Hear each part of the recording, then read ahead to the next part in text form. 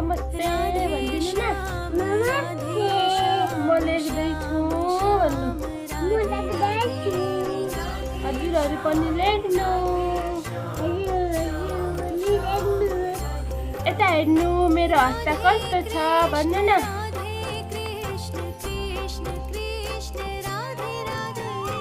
कस्तो छ मेरो हस्त भन्नु न।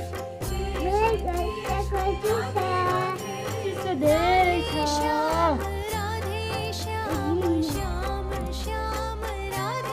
चिसो लाग्छ भन्नु न। टोपी लगाउनु। हातमा पन्जा लगाउनु।